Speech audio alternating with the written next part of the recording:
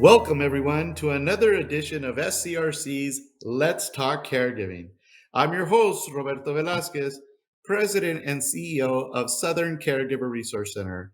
And I'm here, as always, with my co host, Marta Rañón, our Executive Vice President. Hi, Marta. Hey, Roberto. Today's special guest is Jeffrey Settineri. Jeff is the owner and operator of HarborView Senior Assisted Living, which comprises of 4 family-owned residential care facilities for the elderly in San Diego. Their facilities are really neat. They're mid-sized boutique communities serving no more than 30 residents at each site, and locations are all around San Diego, from Point Loma, Bankers Hill downtown, La Mesa, and Encinitas.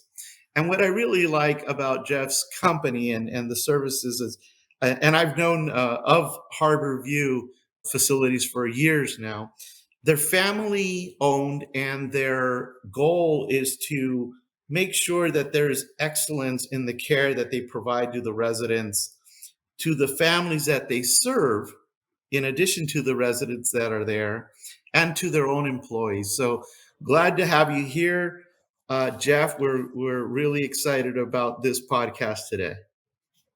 Thank you, Roberto, and hi, Martha. Hi, Jeff. So glad that you're here. Have been reading a little bit about you because I know that you have a lot of experience, especially in your early years, with caregiving through your family members and relatives. And I was very curious to have you speak on that because I know a lot of us who have been caregivers, sometimes it's important to really connect with other people's experiences. And so I just was wondering what yours was like. Yeah, thank you. A big part of what I do today was driven by the fact that when I was a child, I witnessed my mom be a family caregiver for 3 of her family members that lived together in a small home in North Park, San Diego. And it was her grandmother, her aunt, and her uncle. Her uncle was severely disabled from the age of 16 all the way through the end of his life. And I think he was in his 80s when he finally passed away. So he had a long life of where he could only use half of his body.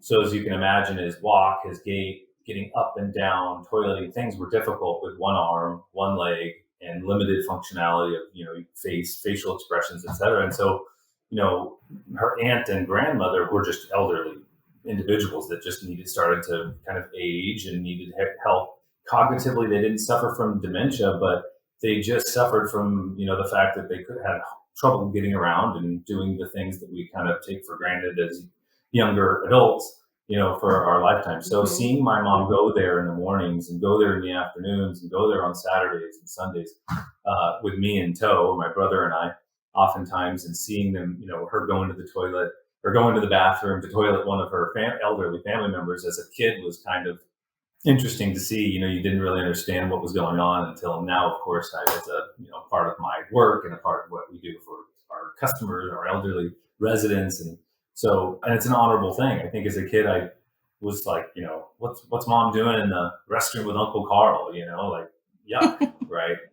But as I got older, I saw and really I respected more and more what she was doing and the sacrifices she was making and caring for them. Thank you, Jeff, for sharing that. I know all of us, especially as parents, as kids, we don't recognize the things like what you're saying often, but as parents, we sometimes instill that care, that nurturing to our children. And I know, Martha, you do that all the time with your kids. You're always taking them places and giving them experiences, and they even experience you as a caregiver with your great aunt at home as well. When Jeff was talking, that's exactly what I was thinking about. That I think your mom gave you, maybe inadvertently a lesson, a lifelong lesson, because by seeing her, by seeing these people who needed assistance. We often talk about taking care of the elderly, but I think it's just very superfluous that we say, "Oh, we need to take care of the elderly."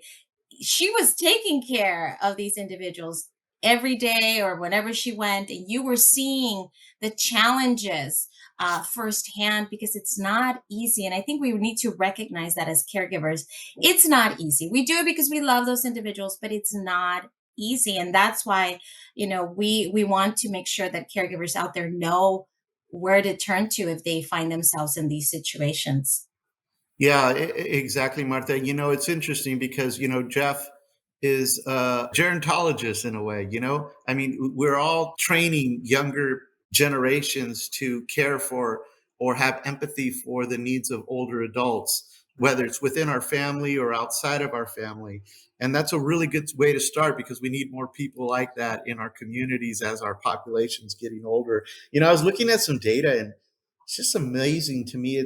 I think we're close to or at about 49, close to 50 million people in our country over the age of 65.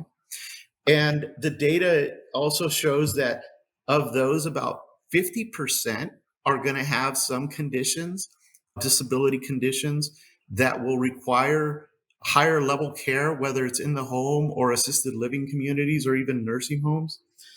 And then the data about 88 million, it'll increase to about 88 million by 2050. That's a lot of people getting to an age where care and support is being required. And we're all having less children. So it's not like we have these giant nuclear families from the past where there was 5 or 6 kids available to help and everybody lives in different places, not necessarily stays in the same communities or neighborhoods. So really good housing options are incredibly important. And even though it sounds like we have plenty of housing opportunities, the truth is we can't sustain the number of people that would need it.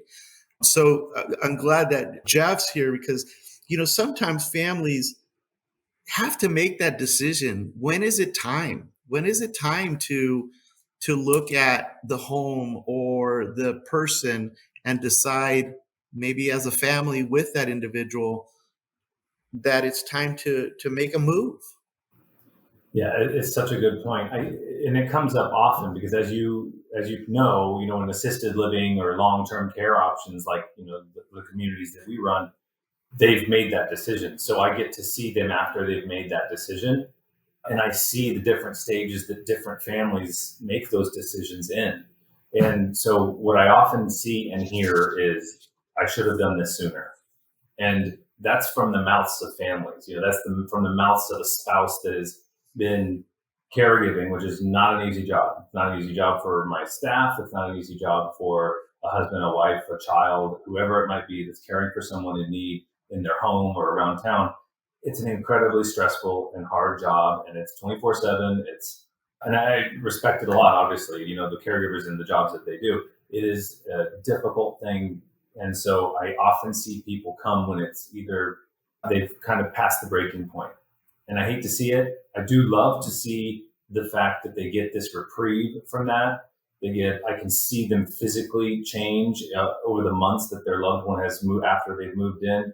The relief, right? The peace of knowing that they're being well cared for and they can get some rest. And the visits that they have with their loved ones become visits rather than this burden, right, of me having to take care of or me being in an awkward situation with my loved one. Now it's just I'm sitting in the living room or sitting out on the nice patio and we're, enjoying a conversation like we used to. So I love to see those things. The sacrifices that families go through, as you were mentioning, caring for a loved one, they're so great, and they vary from family to family.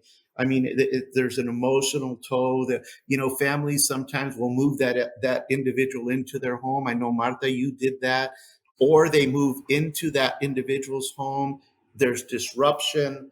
It's difficult for the older adult as well. They might be used to being by themselves, and now all of a sudden somebody's in their home because they need to be taken care of.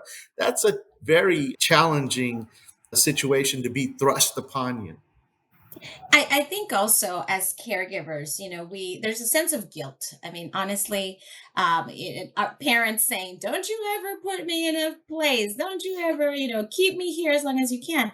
But I think the reality is that sometimes with these aging populations, especially if there is, secondary illness. It's not that easy. It's not that easy. We brought in, like Roberto said, my great aunt, and she lived with us in our home. But it got to a point where she needed round the clock care. And I wasn't that person because I had my own job and I had my children to raise. So there came that time where we had to make those decisions. So, what I'm really hoping that caregivers who are listening take from this is that you start talking about this, start planning, or at least start having these conversations. Because, yes, in an ideal situation, we all live to 150, nothing's wrong, and we're happily ever after. But the reality is that you might have 150. to. Okay, What 120. what universe are you living in, Martha? But 150. and we have to plan, and that's why, with communities like Jeff's, is that an option, right? Is that something that as a caregiver we should consider? With housing prices that you were talking about, Roberto, that might also be an impetus to see what else is available. Jeff, I don't know if you've encountered this with the families that you talk to. Yeah, most definitely. I mean, I think it's so important to get out, and I often meet families that are just doing their due diligence. There's not a need yet. They're kind of just anticipating that need in whoever's life, whoever they're looking for or thinking that it might come up for. And so they're out there visiting communities and seeing what's out there. And I think that's so important, even for the people that are currently 70, 75, 80, 85, whatever it might be, those that are right around the corner from potentially needing this care, because there's a lot of, the preconceived notions of these communities. I've learned over the last about decade that I've been doing this, that, there's this institutional, people are treated like a number, the food is terrible, things like that. And so, I can say that those are things that we do not, we really present an alternative to that. And so when people come in, they go, this feels like home. Uh-huh. The food is delicious. The caregivers are so sweet. The people are entertained, and activities you're thoughtful and they're applicable, and you know you can do it the right way, right? And I think things have changed over the years, and it's not to disparage the places from the past. It's more so just to acknowledge that change has come because we have to serve these new generations. So. Yes, thank you. And you know what? It's really important. I think one of the things you said is, go looking, doing your due diligence, having these conversations ahead of time instead of the time that you need that assistance, because then it lets you go in with an open mind, and there's a less of a sense of urgency. So you're making rational decisions and you're planning things out. I mean, talking to experts is really important. I know that when families are working with us at Southern Caregiver Resource Center, they'll talk to their family consultant and they'll talk about, I'm having more difficulty caring for mom or dad or my aunt at home, and I don't know what to do. And options sometimes are really expensive or unsustainable in the home. I mean, in-home care, and I'm not even talking about medical care, I'm just talking like supervision, personal care, that kind of stuff, could be anywhere from $36 to $40 an hour. And having a shift of 8 hours a day, that's anywhere between 8,000 to, 10,000 a month in your home while you're having to deal with all these other things. So it's really important to plan ahead, talk to experts, get advice, do some field trips and homeworks, and incorporate it as part of a plan. I'm glad that you talked about visiting the facilities. And Jeff, I'm glad to hear that you take that so seriously because, yes, those are the stories that have circulated and have stayed in our psyche as caregivers. And I think that what we need to do is, besides starting early, is really visiting, comparing, looking, asking questions, maybe sitting in as you visit, and maybe talking to some of the residents or talking to some of the families who are there, because it is your loved one, it is the person that you're caring about. But for whatever reason, this is now becoming a reality of a new option that you have to consider. Doing it ahead of time is important because, like Roberto said, you're not waiting for the last minute, because who has hours and hours and hours of visiting facilities, right? It's not something that's very easy to do, especially if places are restricted, and especially now with illnesses and kind of COVID and things like that, we want to make sure that we're setting those times to visit. Jeff, I wanted to ask you, now that you have these facilities and that you take such great strides to make sure that those issues have been addressed, how would you talk to the caregiver out there, especially the caregivers who we serve? How do you talk to them about it's okay to have these conversations? Let me show you what it looks like now. What can you say to them? Because I know we have a lot of caregivers who are listening who might say, I don't know, you still don't convince me. How do you get them to start talking about this? Yeah, that's a good question. I mean, I think it starts with organizations like your own. I really do. I think support is huge.